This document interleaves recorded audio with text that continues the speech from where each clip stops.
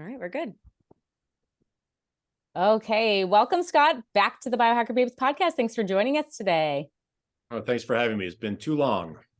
It has, yeah. I think 3 years. Renee probably knows more specifically how many months it was, but we are overdue for a second conversation because we love red light so much. So the last time we covered the basics of red light, and what has really stuck with us is that you said light therapy does only one thing, but it does it really well. It helps the cells create more energy.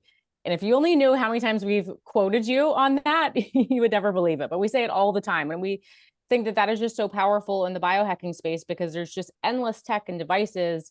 And our goal as biohackers and educators is to get people to pare down and get as close to ancestral living as possible. And this device really affords that to us because it really, truly is a holistic and systemic approach to healing. So I'm assuming you've had a lot of advancements in technology and potentially a lot more that's happened in the research in the last 3 years. So let's drop in. What is new in the realm of red light therapy? Oh, good question. You didn't prepare me for that one. Put you on the spot. The thing is with light, the idea of light is very basic. So we know how certain wavelengths of light, no different than the sun, affects our cells. In essence, at a very basic level, it helps our cells energize and live longer. That's the basics of it. So the last few years, we've got a lot more research. A lot of it is more kind of repetitious, like building off of previous research. We've got more information out about what specific wavelengths tend to work better for maybe certain conditions or certain depths of penetration. We've got more research out on using light for cognitive type issues. More research on pulsing of light, which is the flashing on and off, and more on the systemic benefits of light, say, opposed to just, localized, putting the light here. We're finding out more about how the body, which we already know, how the body works together, where there's the circulatory system, the lymphatic system, the vagus nerve, the gut-brain connection, all these fascinating things that are guiding us towards where do we actually put the light to get the most effect. I would say those are the biggest pluses that have come over the last few years. Yeah, and my understanding is most of the research started in the 60s, right, with Russian scientists? Is that where it started? Yeah, well, Andrei Mester came up with, he was the first one. Lasers were theorized by Einstein, back, I think, in the 40s, came to fruition in the 60s. And they initially tested it by, in essence, putting a tumor in a mouse and irradiating it with red light with a laser, just wondering if it was going to create tumor growth. What they found out is no, it did not. But what was interesting is they found that the mice that they tested it on, of course, you're going to shave the mouse. The mice that had the light actually grew hair quicker than the control group that was shaved, but without the light. So they said, oh, this is interesting. So a lot more tests were done. Tina Carew is one of the pioneers. She's Russian, but yeah, a lot of them have been done in Russia, but a lot of it was done with NASA as well in the States. A lot of research being done in Europe, really good research being done in Australia as well. So now it seems to be, pretty much universal around the world. They're doing a lot of really positive testing. And a question about the hair growth. Are we seeing that more topically, like directly, shining on the head area, or can we see systemic benefits too with hair growth? Yeah, so both, really. So like if someone said, hey, I'm losing hair, I mean, there's no doubt when I'm doing my light, I will put my head down. I'm not taking any chances. I've got, baldness runs in my family. So I'm going to do everything in my power to keep my hair intact. But depending on the variables, because hair loss, alopecia comes from many different things. It's not just the follicle. So someone had poor kidney function. That can be related to hair loss. If people have a lot of stress, a lot of toxicities in their body, that can lead to hair loss as well. So am I just going to put light on the head? I will put light on the head, certainly to affect the follicles, but I'm going to put light on my stomach, pulsing, to reduce anxiety. I'm going to put light on my face here to get light through the eyes to the brain to balance the circadian rhythm so I sleep better, so I can reduce inflammation from the brain area. I'm going to put it on the kidney and on the spine area. I'm going to put it on the lymphatics to get the immune system functioning better. So that's where we kind of get into this debate of localized treatment versus systemic. And a lot of devices out there are made for localized treatment only. So if someone was working on, say, cognitive, and that could be anywhere from depression, post-traumatic stress disorder, up to Alzheimer's, dementia, Parkinson's, do I want to put light on the head? Absolutely. But I also want to put light on the glymph to help drain the toxicity. I want to put light on the stomach again for the anxiety issues, the gut-brain connection. I want to put it on the vagus nerve as well. So that's where I really lean towards systemic is really the way to go. And if we can get local as well, even better. But when we talk about brain, Alzheimer's, dementia, Parkinson's, those are issues that are like Parkinson's is low dopamine in the SNC part of the brain. That's really deep in there. I could put light right here. I'm not getting light to that area. Only 3, 4, 5% of light is actually getting to the brain tissue. But we're seeing dramatic responses in those patients. So even though I'm putting light here and that seems local, what I'm actually doing is by irradiating the blood, we get vasodilation because that's nitric oxide release. We're getting reactive oxygen species that are relaying information back to the mitochondria saying, hey, there's acute stress, let's get stronger, let's pump out more ATP energy. And so even though we're putting light here, I'm still considering that more systemic because we're not actually getting the light to that deepest part of the brain, but we're seeing great results. So are you cool. saying that most people are actually doing systemic healing and they don't know it? Or is there a difference in the technology that's being used? Maybe some panels are not using the near infrared, which goes a little bit deeper and has those brain benefits. Is it we just don't realize how we're getting these healing benefits, or difference in tech? Yeah, I think it's more we're getting systemic a lot of times when maybe we don't know that.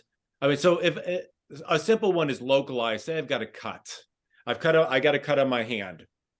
I can put the light, so like I can put like a little torch or a small panel right there, and I'm going to get good healing. But if I also do the lymph node here, then I'm going to kickstart the immune system. I'm going to get the lymph vessels to expand. I'm going to get the macrophages and the lymphocytes and the neutrophils and all these things to do what they're supposed to be doing, which is going to take that healing to a higher level than if I just focused on that one area.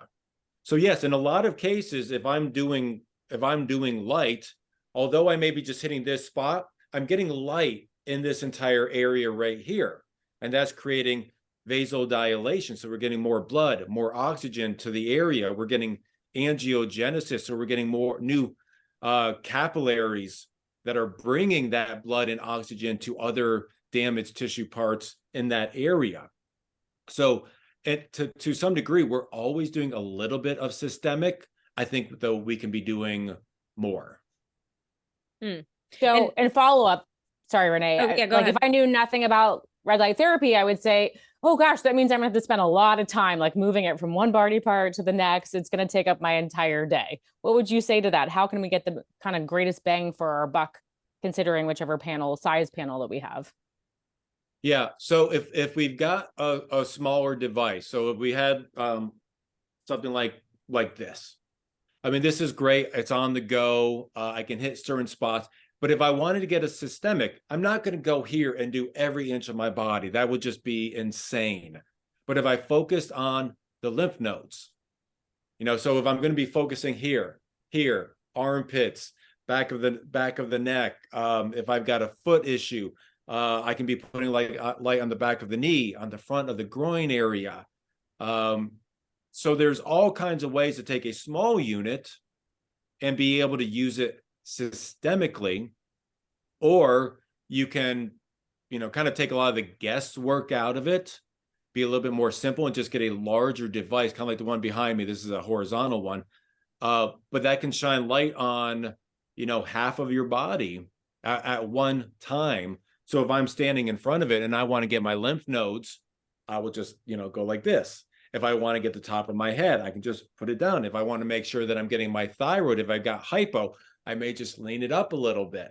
If I need to get my back, I can turn around. If I want to get my legs, then I can, stand up or move, or have two panels stacked up so I can get the entire front side of my body. So that makes life easier for people, and certainly saves a lot of time. Mm-hmm. Yeah. Yeah. Yeah. So I guess for someone that has, maybe they're just starting the investment, they get the smaller unit, Scott, that's where you could come in and really help them target their plan. Or if someone is ready to invest in the bigger panel, we would say, just go for it. You're going to get the full body systemic effects, which I guess is why the beds are popular for some people. I'm not a big fan because I don't know about the EMFs and the price, and I have my diesel unit at home, which I use every day.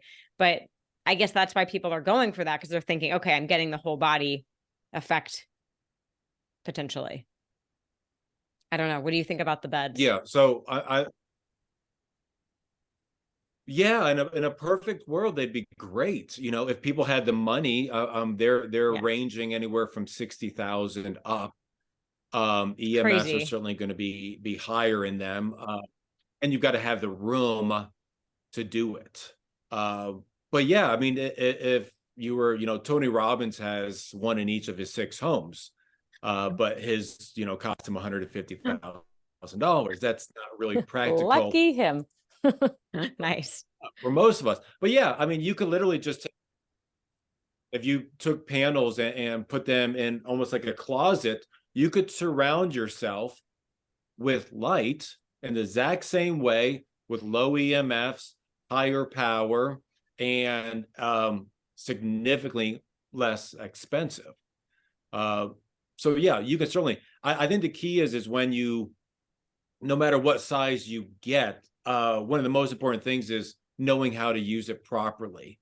And that's where, someone like me comes in, because, whether it's through my Facebook group, or we schedule a call, or my in-depth manual, it goes over how to use the light so that you get benefit. Because if you're not using it correctly, you're not going to be confident in using it. You're not going to see as good a result as you would hope. And then you're going to be a disbeliever, or you're just going to put it on the shelf, and it's going to collect dust. So, and that, that just sadly defeats the entire purpose of it. Yeah, I think we hear that a lot with a lot of devices, because they're not super user friendly, because why would they be? It's pretty high tech. And if they all came with a little pop-up practitioner to explain to you, we would not have so many people complaining, oh, this didn't work for me. We hear that constantly. So we are just so thrilled that you are so active in this process to really help people get the most out of it. Because we'll get into some of the intricacies, but all the different wavelengths, and with the new diesel line, the pulsing light, I definitely want to get to that. But even before that, a question that we get quite frequently as practitioners is, why are we using red light boxes when our ancestors didn't do that? Like, you guys always talk about ancestral health. Our ancestors didn't use that. Why do we need it now? And I answer, our mitochondria has an onslaught in our the current modern toxic world that we're living in that our ancestors didn't. I'm assuming you have a much more knowledgeable answer, so I would love to hear what you would say to that question. Sure. If we could get up, first light and walk out every day, buck naked for 30 minutes, and then we could get that nice evening healing sun, we'd be less likely to need something like a panel. The problem is people like me, I live in a northern climate where we seemingly have winter 10 months out of the year. For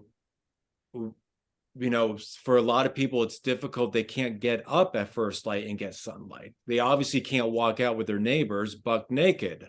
I've tried it. It doesn't work well. It's not smart. And we've got so many toxicities, whether it's through diet, pesticides, herbicides, air pollution, poor sleep, stress. So we're putting ourselves and our mitochondria at a serious deficit.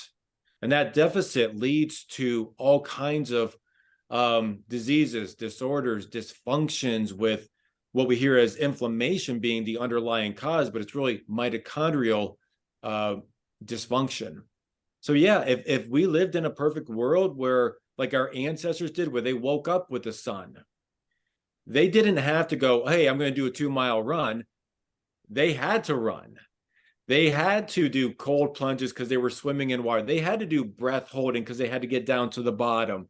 They had to be working on their muscles because they were climbing and lifting. And when that sun went down, they went to bed.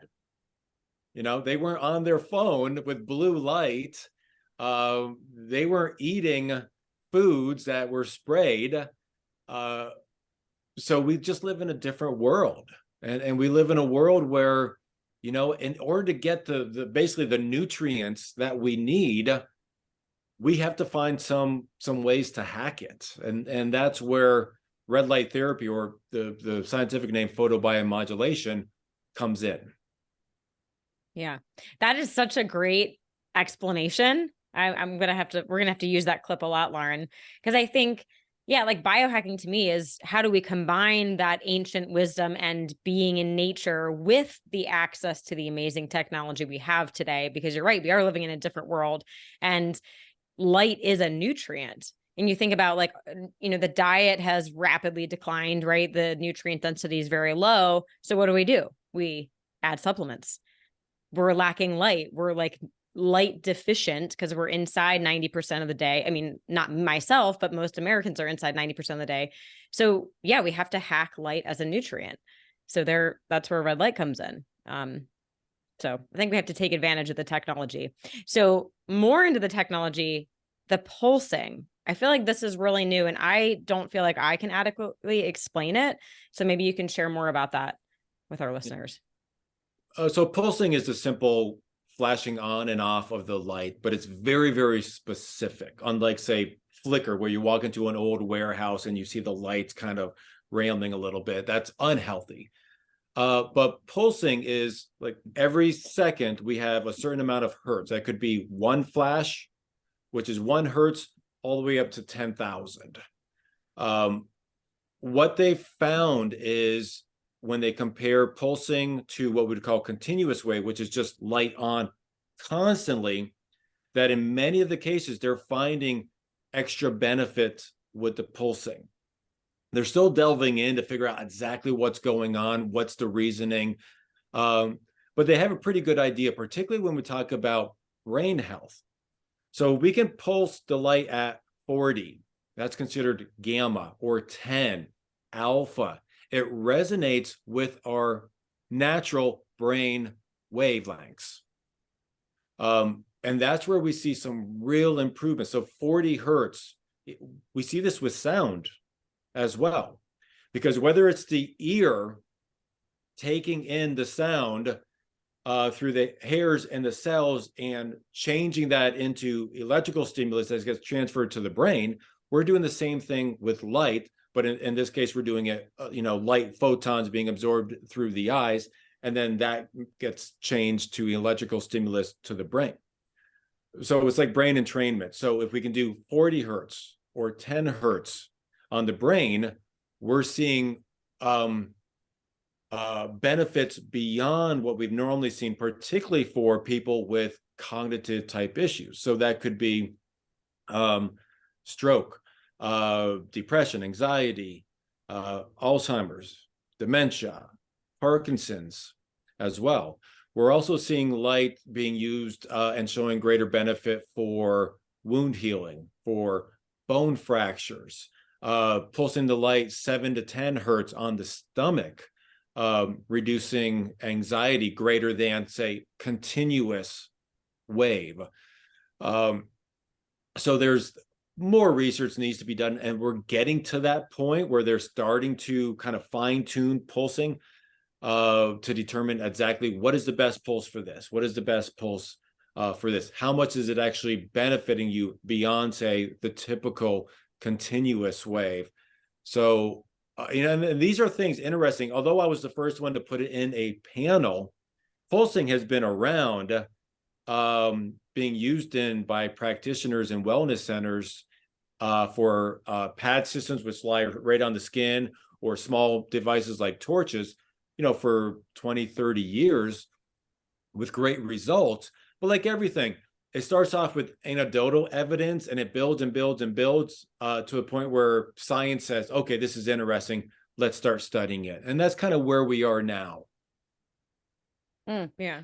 So it's mostly due to the frequency, or is there a natural piece of the pulsing that's found in nature? Is there flickering in nature or in our cells that make them more responsive and coherent in that way?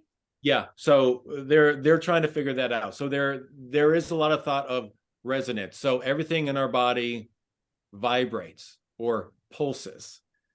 And no different than we took two tuning forks and we struck one at 100 hertz, 100 pulses per second vibrating. It'll eventually, this one right here will match up to it. So that's really what we're doing with the body. Now, other thoughts are, and it's not mutually exclusive, it could be a few other things. When we look at the mitochondria within the cell, there's usually hundreds of thousands of mitochondria in each cell.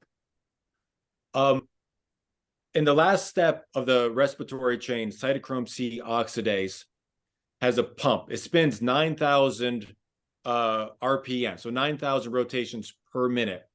That pulls in oxygen and creates ATP energy. That's what 90% of our daily energy comes from. But that pump can get clogged up by nitric oxide. Nitric oxide is a wonderful, wonderful molecule for our body. But if it's clumping up that mitochondria, stopping it from flowing, we're getting less energy. That's not a good thing. So the thought is, what light is actually doing when it gets absorbed by that mitochondria, that nitric oxide pops off, allowing this to start spinning correctly and pumping out that ATP. But the thought is that that nitric oxide will reattach. But if it's pulsing light, it's going like this. And constantly, every time it's trying to attach, that next pulse comes in and knocks it off. So in some of the research, they showed greater ATP production with pulsing compared to continuous wave. The other thought is that pulsing, when you talk about the cell, it has a water sheath around it, IWL. And that can be viscous, and that can block certain, particularly calcium ion channels, which feed the cells and feed the mitochondria to produce more of that ATP energy. So what they found also is not only just pulsing, but pulsing of near infrared can help kind of thin that wall out, make it more permeable, so that more ions or heat ions are able to open up and then feed that cell to create more of that energy. That's fascinating. I'm kind of picturing someone like tapping on your shoulder over and over again, like, hey, hey, hey, pay attention to me, rather than one hand on a shoulder and saying, hey, one time. You're like, I'll listen to you later. Right. It's like movement, which is, the natural dynamic process of the body.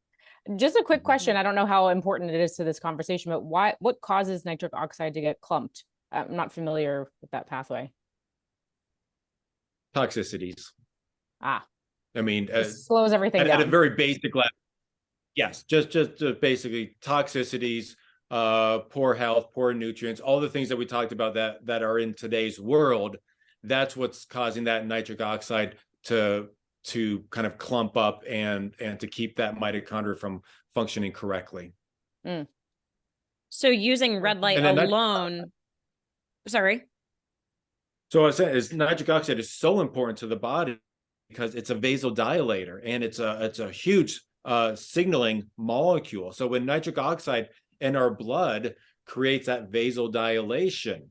So when we talk about people with whether it's type 2 diabetes or any kind of a cardiovascular issue or stroke patients, just that vasodilation and getting more blood to the area, more oxygen to the area is huge. For athletes that are performing, they've done studies pre-workout using light that they've been able to actually exert themselves harder, or do more weight or more repetition, and then afterward they have less inflammation.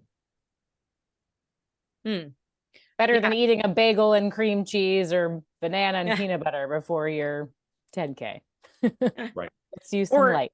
Or even it sounds better than even like a nitric oxide supplement, which I mean, those are like all over the store shelves now. But actually, I was recently talking with Dr. Nathan Bryan and how a lot of the products don't actually increase nitric oxide. So you're wasting a lot of money on that. So a better option would be just to do red light, because then it's supporting the natural production that your body wants to do. This is my takeaway. Yeah, absolutely. Yeah. And so and there's so many things. Well, like add-on exercise is great for nitric oxide.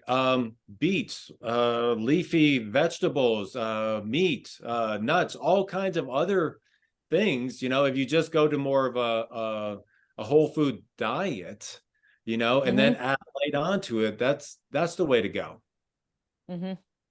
Yeah, makes sense to me.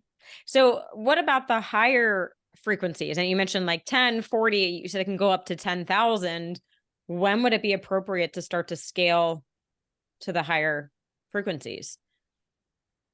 Yeah, it seems like the research has gone up as far as I've read up to about 8,000. Okay. Wow. I would say the great majority of the research though has been in the lower frequencies. So that's been in the 1 hertz, 2 hertz, 10, 20, 40, 100, 300. Most of it have been done in that range. So I would certainly like to see them do more studies on some of the higher pulse frequencies as well. We know for sure that the higher pulse frequencies definitely help with reducing pain, because it helps to block the C pain fibers. So we know that comes from higher pulse frequencies. But yeah, it would be nice for science to get in there and give us some more answers with those. So when I'm working with someone, mine go up to 10,000, and I've got the ones that are more science backed, whether that's the 2, the 10, the 40. 294 have been studied a little bit, and then we get into some of the Nogier frequencies, which have not really been put into a lab as much to study, but it's certainly been used in wellness centers for, again, the last 20 years with a lot of good results. So we're still at that point where we need the anecdotal evidence and the science to come together. So I think with time we'll get there. So I'll tell clients, I will find them a higher pulse, maybe like a 587, which is a Nogier, which is good for organs and lymphatic system. And I'll have them alternate with of 40, which is great for brain health, and is great for inflammation reduction. And I have them alternate both of those, just because it makes more sense and focus on one. Let's see what benefits you get from a higher and a lower and combine them. And are those benefits going to be immediate? How do you guide someone to understand what's going to feel better? What does feel better? What's actually working? Is there an immediate feedback? It's always tough, because everyone's going to be different. No different than if you're taking your vitamin D, you're not going to notice it the very next day. Yeah. So when we talk about, case by case, if someone has an acute injury, whether they twisted an ankle or something, you're going to see the results pretty quickly within just a couple of days. If someone has something like shingles or herpetic lesion, we're seeing that it heals in about half the time as normal. When I worked with people with cognitive type issues, it could be that third or fourth time they're starting to have deep dreams that they haven't had in years, or they're starting to dream for the first time in a long time. They're noticing that they're losing their balance less after just a few sessions. But if someone has, like, say, an autoimmune, like a fibromyalgia or a rheumatoid arthritis, these are things that have built up for years, if not decades, for a lot of people. And for those people, I say, it's going to benefit you. It's going to help you manage the issue.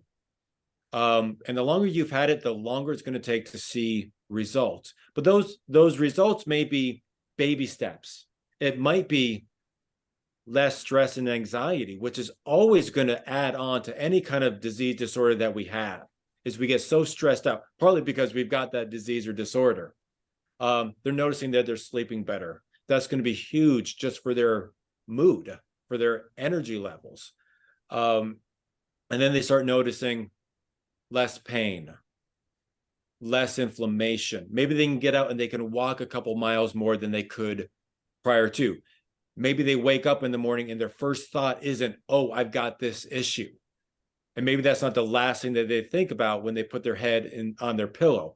That's really the key with light, is we're not going to cure you with these types of decades long disorder. We're going to just try to help you manage so that you can actually go through the day. And that's not the first thing that's always going to be in your mind. I think if those benefits alone, greater mood and energy, were the only things, that would still be really, really valuable, because motivation just drops enormously when we're trying to do behavioral change or go through healing. So I love that. And I feel that. I definitely feel that. My mood instantly after sitting in front of a panel is better.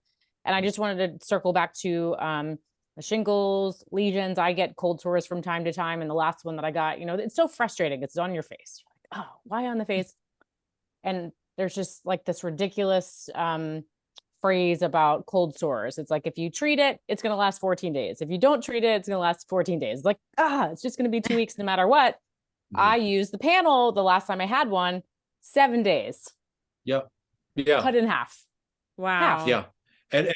And we saw that in the, my background is actually in the dental field. I did that in the Air Force. And then when I got out, I did dental hygiene. And so we were using very high powered lasers to cut tooth structure, to cut soft tissue.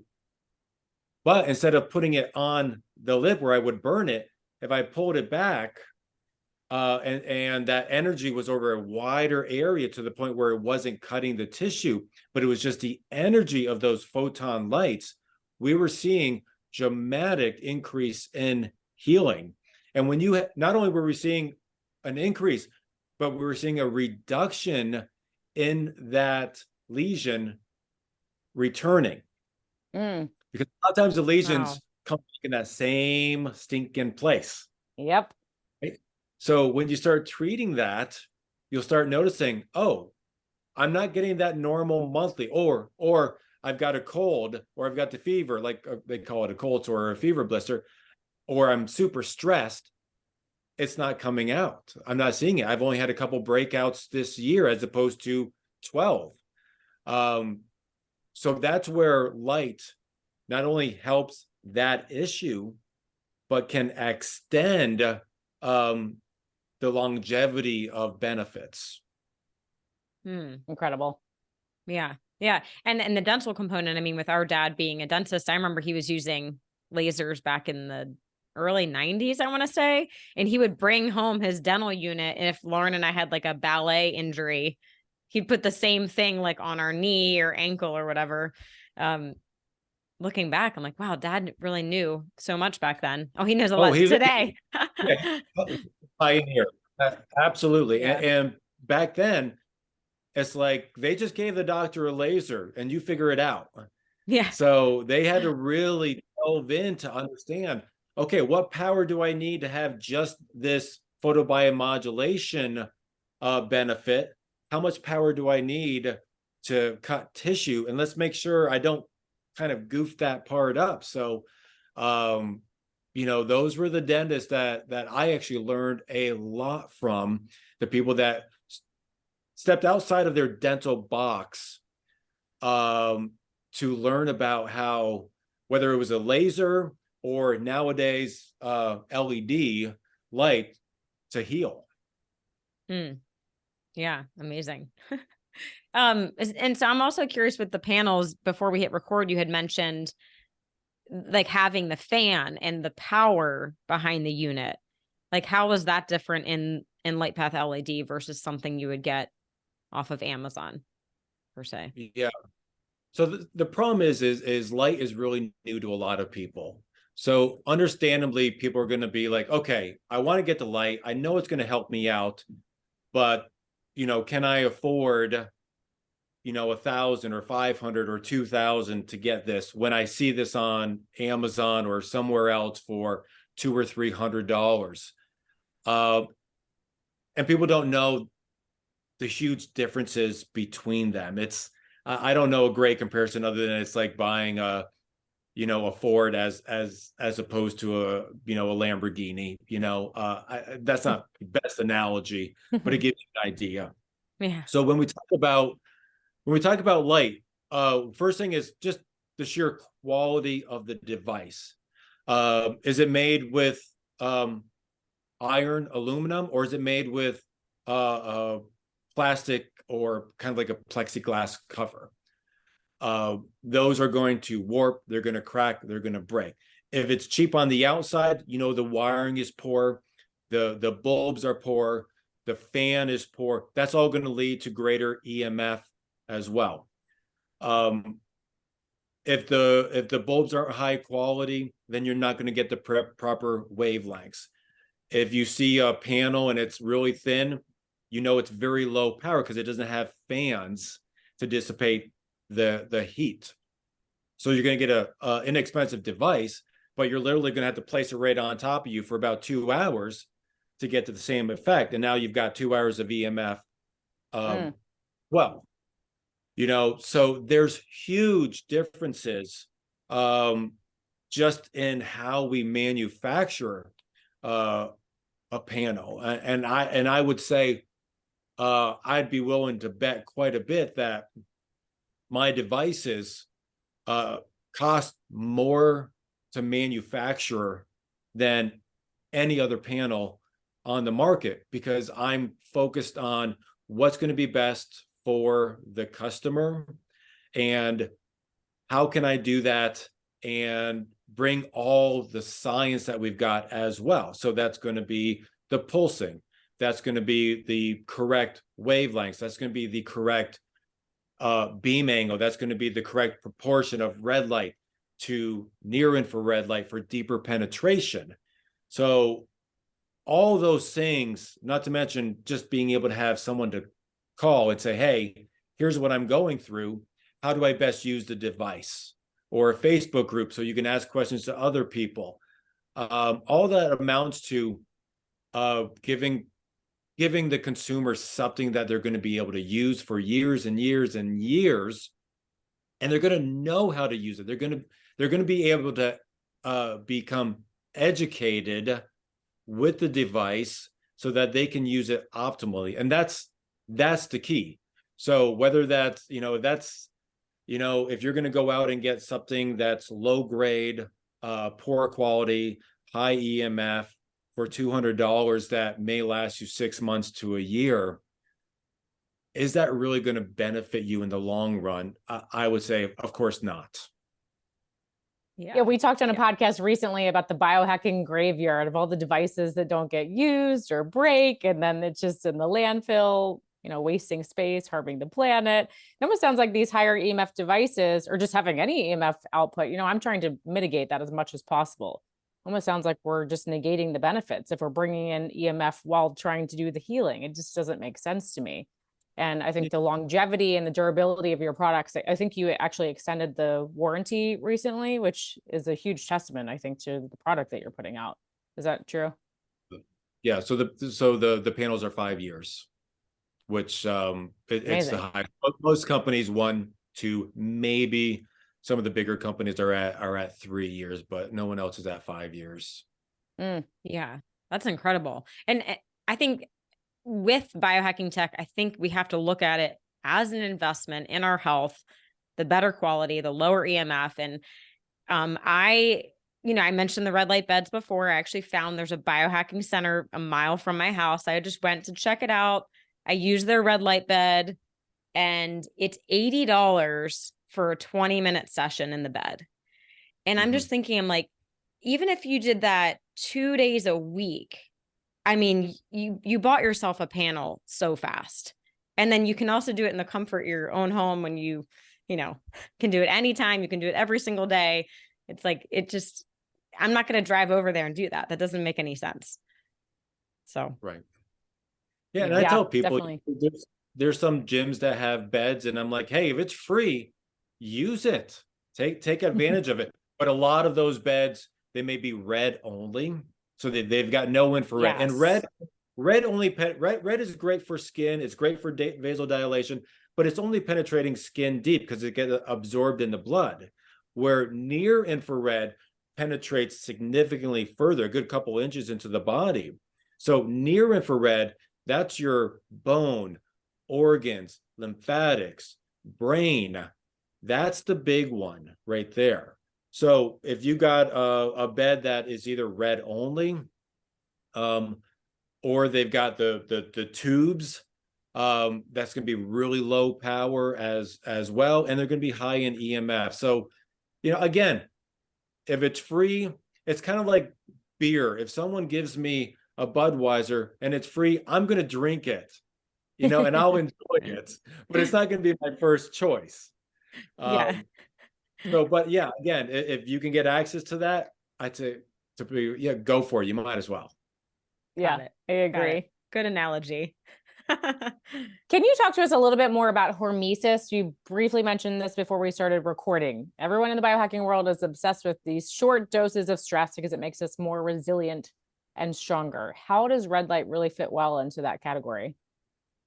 So hormesis is kind of defined as an acute insult. I don't know if that insult is the greatest word because it's like, it's not calling names, but it's an acute stress on the body.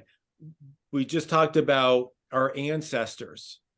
We evolved to be able to grow bigger and stronger because of these acute stresses. Our body needs these acute stresses, and these acute stresses are exercise. It's cold plunge. It's fasting is a big one. Sunlight is a big one.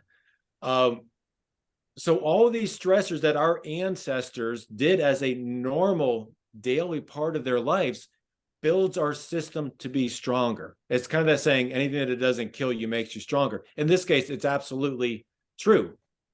Even with homeopathy, it's very similar. You can take something that is considered to be poisonous, dilute it to a very, very, very small fraction of that poisonous state, and have real benefits. Again, those small acute stresses really make a difference for our body. So a good example would be if I'm sitting on the couch, I'm a couch potato, and I want to get up and run a marathon. If I try to do that right now, I'm either going to die partway through, or I'm going to be in serious pain for a long time.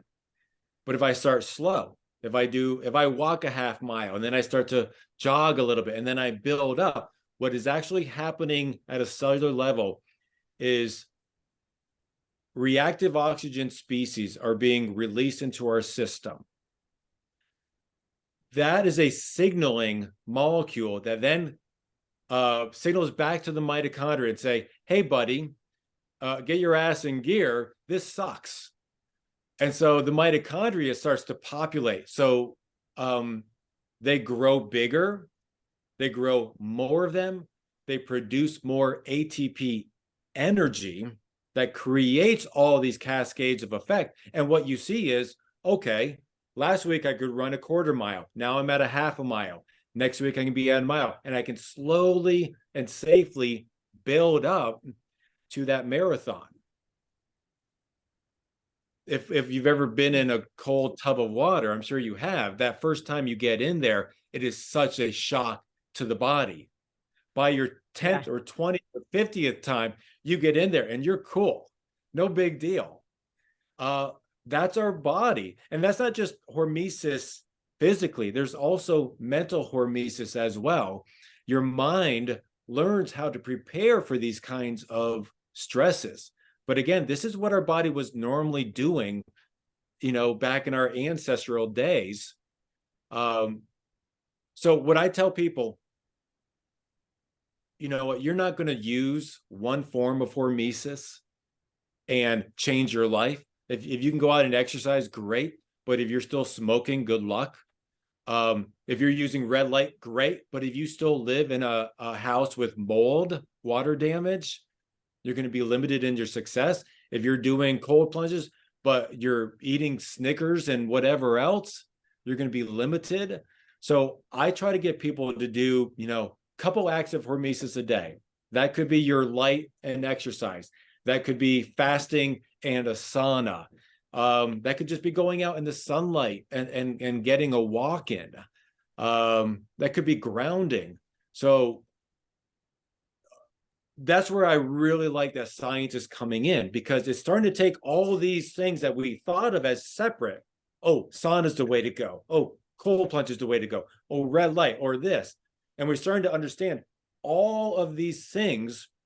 When you look at the benefits of them, they are so similar. If I took all the benefits of sauna and cold plunge and red light and fasting, you're going to see probably 70, 80, 90% of them all have the same benefits, because they're all working at a cellular level with acute stress hormesis to make our bodies stronger. That's really the key. Yeah. But the benefit on top with light is that we get the nutrients and the stress, which nothing can beat that, in my opinion. Right. Yeah. So a little bit of a hormetic stressor, and then we adapt. Some stressor, we adapt. So maybe even like fasting plus red light, maybe it's not 1 + 1 = 2. Maybe it's 1 + 1 = 5. Like I would imagine all of these are just building upon each other and the results are exponential. Compounded. And actually, which brings me to a point, one of my favorite biohacks is combining methylene blue with red light. Do you do that, Scott, personally? I do. Combine those? I do. Yeah. I'm never good at being organized with my schedule. So like if you were supposed to do the drops, you should do that 1 hour prior to the light. I can never plan that far ahead in my life. So because if you're ingesting it, you want it to be able to get into your bloodstream, because that's where the light is going to be able to hit it. Now, you could do IV and pump a whole liter into your system and use the light immediately and get the success. Because methylene blue on its own is great. It's like 150 years old that we've seen great results, but it's a sensitizer in the sense that it helps actually pull the red light deeper into the body, and there's a synergistic effect with that. So yeah, those are two really good things to do together.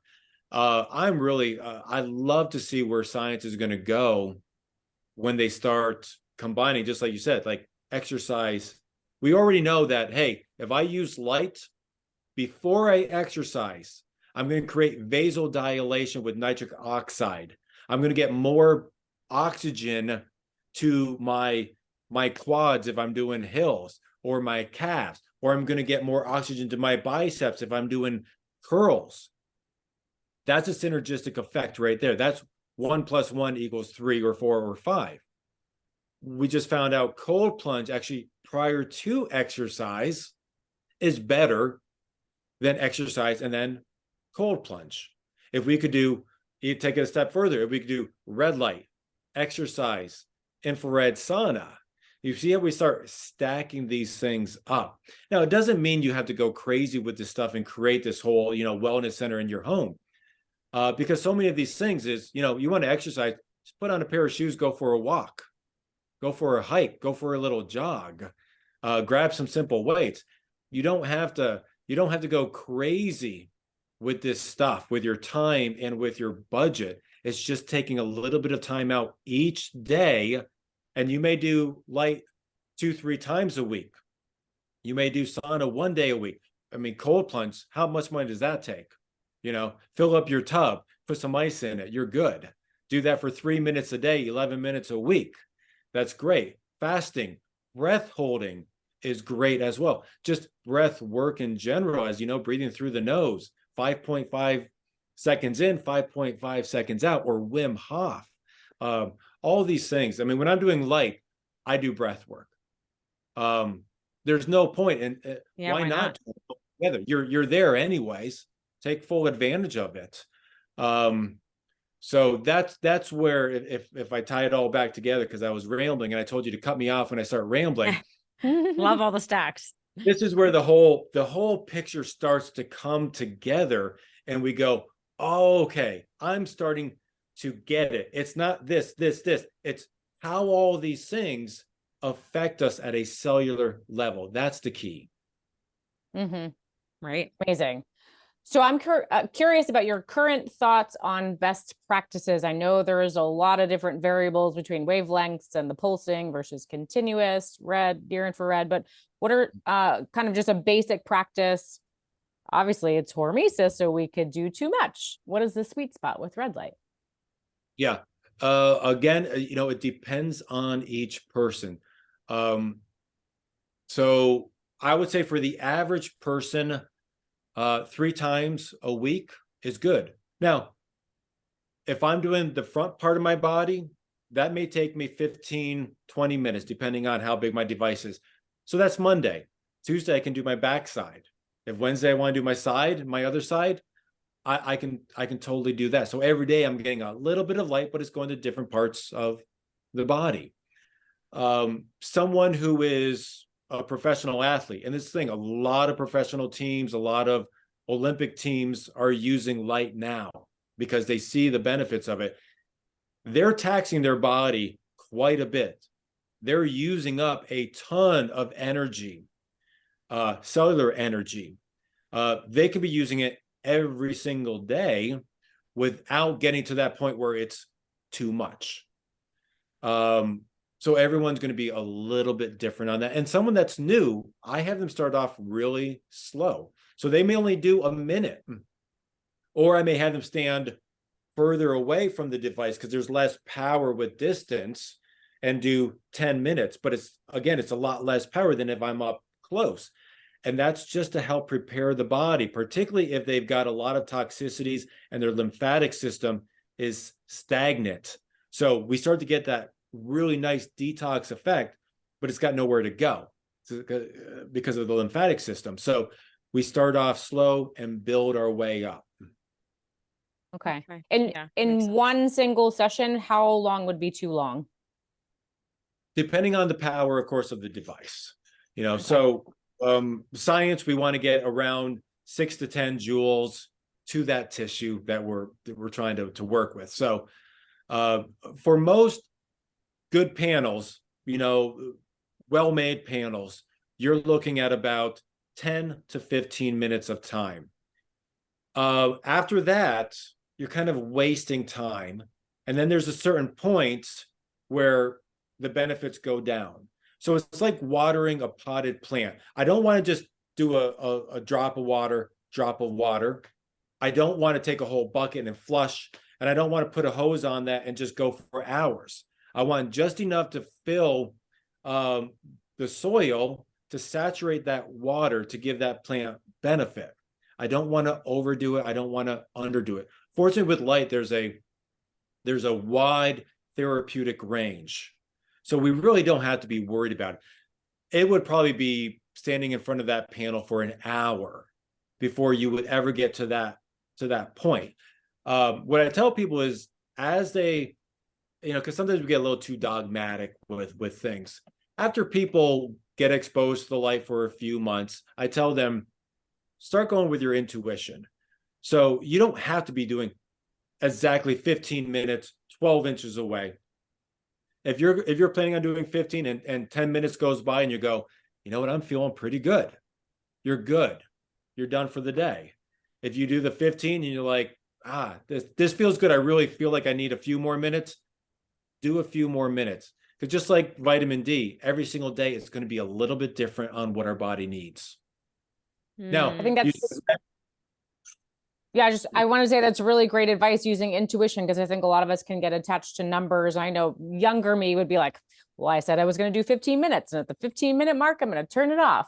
But these days I feel so good in front of it. So I listen. I'm like, okay. And then having that openness allows me to go, okay, now I feel complete and I can turn it off. But it is hard for me to turn it off because it feels really, really good. Yeah. And people unfortunately think more is better. And again, going back to the potted plant, no, more is not better. There's something called the Arndt-Schultz, which is kind of that curve where a little bit of a good thing is really good. Too much of it, and it starts going downhill. No different than exercise. Depending on where you are in your regimen, at that time, a half mile maybe your max. You overdo that, you're taxing your body, you're taxing your cells, and you're going to end up damaging your body. And then you brought up like red and near infrared. So again, we said red is skin deep. Near infrared penetrates a lot further, but near infrared takes longer to penetrate because it's got to go deeper in there. So with my panels, they're only 33% red, 66% near infrared. Because when you're in front of that panel, it only takes a few minutes before that red has saturated that tissue. More red light is not doing you any good. So why have 50, I think every other panel has it 50-50. So why have that energy dedicated to red when you don't need it? So that's why I've dedicated 2/3 of the energy to near infrared. So why that red only has to go this far, that near infrared is reaching its maximum depth at the same time. And so like with each bulb, each one of my bulbs has 3 diode chips in it. It has 1 red, 2 near infrared. I love that. Yeah, I didn't realize Very the thoughtful. percentage was like that. Yeah, I kind of assumed it was a 50-50, but that makes a lot more sense. Very cool. Well, Scott, thank you for all that you do and for sharing your wisdom with our audience about red light. I think this will answer many of the red light questions that we get. So thank you for that. To leave our audience maybe with one final piece of advice, something you can share with them that they could start doing today to optimize their health. Well, if you're going to start today, I think the best thing is to find the foods that aren't processed, do some breath holding, and go for a walk in the sun. Love And that. go to LightPath LED and put in your order. How about that? Little plug. That's a given. That's a given. Go outside, get some light so you have the brain power to invest in the thing that's going to change your life. It's perfect. Yeah. Thank you, Scott, Great. so much. This is so lovely to chat with you again. I feel like there's still so much for us to learn about red light. I'm so fascinated, but thank you for always just dedicating your time and sharing your experience and your knowledge. Really, Thank really you. grateful for Thank you you. as well. And let's do this again, not in 3 years, but a little bit sooner. How about that? That is a deal. Yes. We would Yes. love that. Yeah. Great. And then for everyone listening, we will put in the show notes how you can find Scott, follow Scott. So Facebook group, the Red Light for Beginners group is awesome. Instagram, and then lightpathled.com. And I believe our discount code is still Biohacker Babes. Thank you for offering that, Scott. You're welcome. And then we'll do a 10% off with that code as well. Oh, wonderful. Thank you so much. Amazing. Amazing. All right. Thank All you so right. much, Scott. Thank And you. thanks to everyone for tuning in. We'll see you next time.